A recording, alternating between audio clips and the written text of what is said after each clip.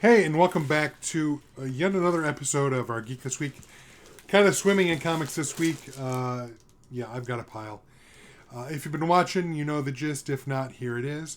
This is our Geek This Week, where I open up boxes of comics. It's kind of like an unboxing series, but also a way for me to clean up my stuff as we take this room where I record this and we try to turn it into our work from home office, or my work from home office. The gist is, I bought a lot of comics since 2020. I need to unbox these and actually read these, and I need to clean out this room. Way too many to a almost embarrassing, or probably, definitely an embarrassing level. But I'm just going to start jumping in. We do about 5 comics, or 5 packages. Or not even that. Like 5 collections, 5 trades. You get the gist. Yeah, not a professional. I'm making all kinds of noise. I'm knocking stuff over, and there goes the camera. Let's move that over there. Let's start with number 1 of this mess of an episode. Number 1 this week.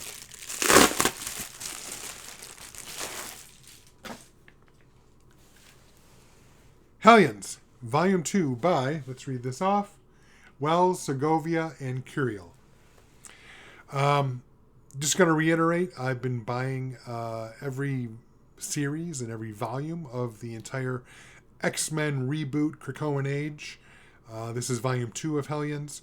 I think it only went a couple 3 volumes. I could be wrong, but building that whole massive collection, I didn't buy the single issues. I'm buying them all in trade. Should have probably bought them when they did the collected trades that had like basically the story in chronological order that crossed all the different titles, but that's not what I did. So looking forward to not only collecting this entire storyline, the whole Krakoan Age, but also reading all these. So Hellions, Volume 2, looking forward to checking that out. Let's see. This one this week. I never know what I'm going to find in here, so... Well, actually, I'm very excited about this one. This is Sex Criminals, Volume 6, Matt Fraction, Chip Zdarsky. This one's actually kind of timely, as at the time of recording this, because I believe Chip posted yesterday that it was the 10th anniversary of the first issue of Sex Criminals coming out.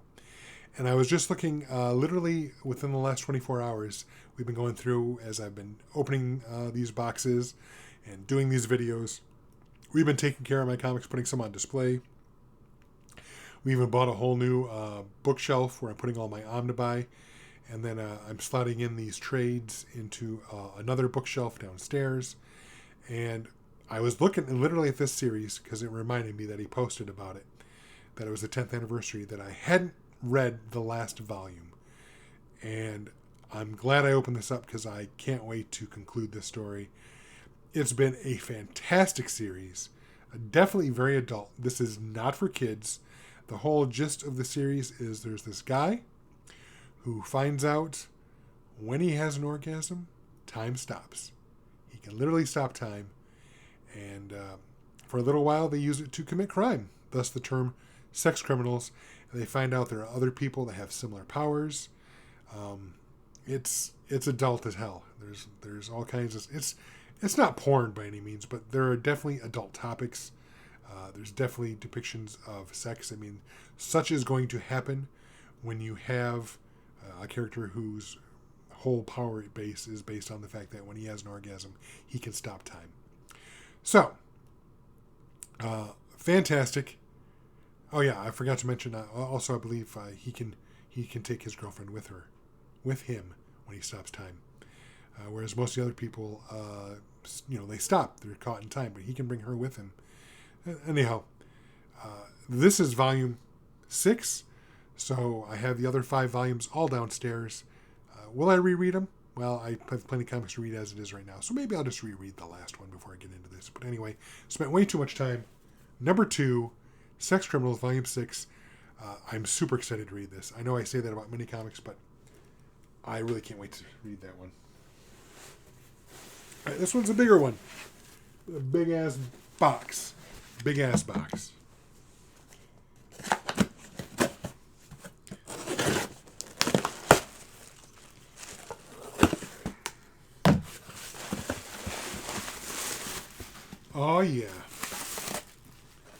you've been watching this show for a bit,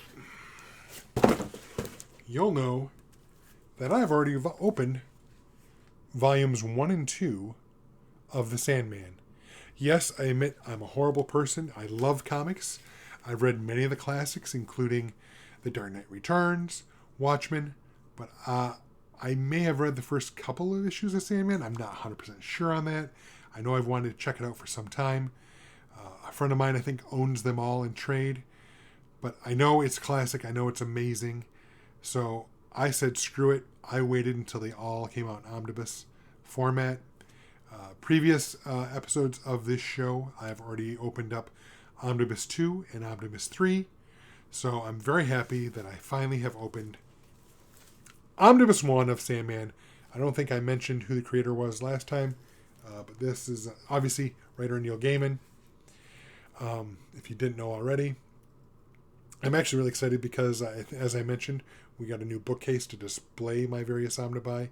Literally just put up Sandman Volumes 2 and 3 last night, so this is going directly after I'm done recording this on the shelf. Looking forward to it. This is Sandman Omnibus 1. Awesome. So that is our what comic this week? I think that's our third, right? Yep, that's our third. So I'll do 2 more. Another good-sized box, which means a good-sized comic. Doesn't feel as heavy as the last one, so it's probably not an omnibus.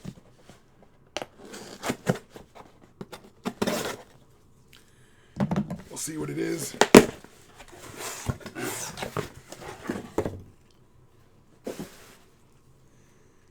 This is Deceased. Oops. Deceased. Dead Planet. I read the very first Deceased. I think I've also read the one about with the villains. I think I read that one digitally.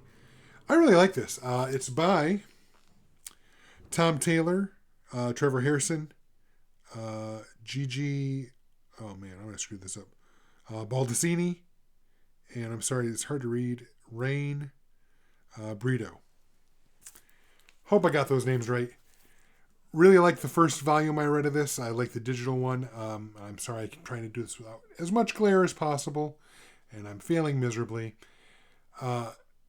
Taylor, I think he got to start doing what the alternate universe where Superman goes bad and that series. But this Deceased book, these books have all been so much fun. What I've read so far. So grab this too. Plus, it's in hardcover. I mean, it just looks cool. So. That's number 4 this week. Really, I didn't talk about as much as that about some of the other comics, but that's just how it goes sometimes. All right. Oh, Judas Priest. This is huge. This is heavy.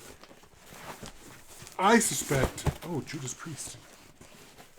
I suspect this is another omnibus of some sort. For number 5 this week. Oh, it's 2. Looks like you guys get a bonus. Number 6. Alright, let's see what this is. Oh! This is Batman by Jeff Loeb and Tim Sale. I believe it's their omnibus. I believe it includes The Long Halloween. What else does it include? I know Long Halloween is fantastic. It also includes, come on, let me read it here. A Dark Victory, that's the word I was looking for. I know this includes a whole bunch of stuff by both Loeb and Sale. The Long Halloween, Dark Victory. I remember reading the first trade, or the entire collected trade edition of Long Halloween on the beach years and years ago and just loving it. Loving it so much I went and grabbed Dark Victory. So I actually own those already, and I think I have the actual issues of Catwoman When in Rome. I believe that was the other series that's included here, amongst others.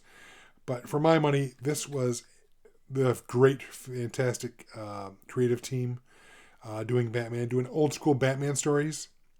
So this will look fantastic on my shelf because I actually have the one of the latest iterations of Batman, the